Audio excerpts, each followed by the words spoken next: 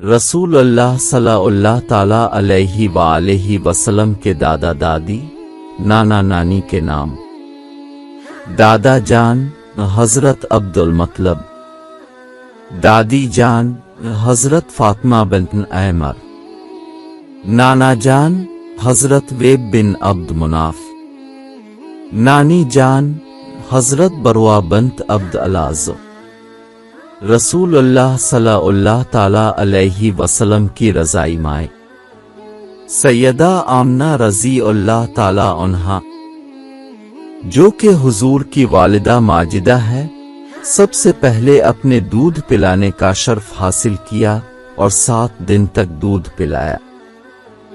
سابیبہ جو کہ ابو لہب کی باندی تھی، کچھ روز تک اب صلی اللہ تعالی علیہ وسلم کو دودھ پلایا، اور اب سے پہلے اس عورت نے حضرت حمزہ کو دودھ پلایا۔ یوں حضرت حمزہ رسول اللہ تعالی علیہ وسلم کے چچا ہونے کے ساتھ ساتھ آپ کے رضائی بھائی بھی ہے۔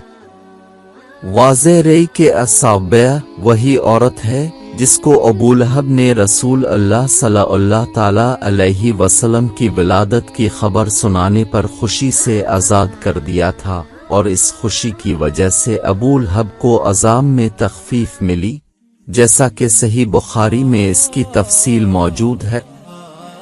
حضرت شیخ عبدالحق محدث دہلوی علیہ الرحمہ نے لکھا ہے کہ حضور کی ولادت کی خوشی پر جب ایک کافر کو بھی محروم نہیں کیا گیا تو صاحب ایمان اس خوشی کا انعام پانے سے کیوں محروم ہوگا؟ حلیمہ سعدیہ۔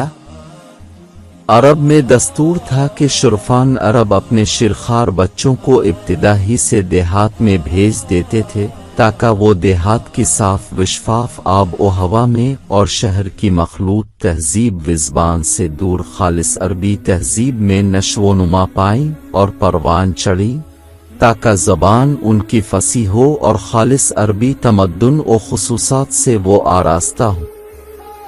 ایک مرتبہ خود نبی اکرم نے اپنی زبان کی فصاحت کی وجہ یہی بتائی کہ آپ قریش میں پیدا ہوئے اور بنو سعد میں آپ کی پرورش ہوئی۔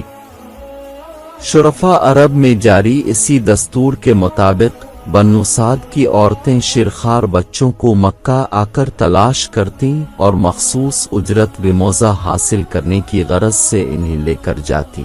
جس سال نبی اکرم کی ولادت باسعادت ہوئی تو حسب رواج بنو سعد کی خواتین مکہ آئیں، جن میں حضرت حلیمہ سعدیہ بھی شامل تھیں۔ تمام خواتین نے اب کے گھر کی خستہ حالی اور اب کی یتیمی کو دیکھ انکار کر دیا تو حضرت حلیمہ سعدیہ نے اللہ سے برکت کی امید لگا کر اس یتیم کو لے لیا، جو در حقیقت یتیم نہیں بلکہ در یتیم تھے۔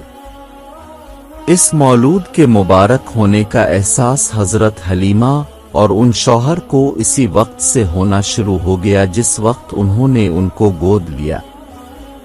چنانچہ اگلے دن ہی ان کے شوہر نے اپنے احساسات کا ان الفاظ میں اظہار کیا، یعنی اے حلیمہ، خوب سمجھ لو کہ خدا کی قسم تم نے بہت ہی مبارک بچہ لیا ہے۔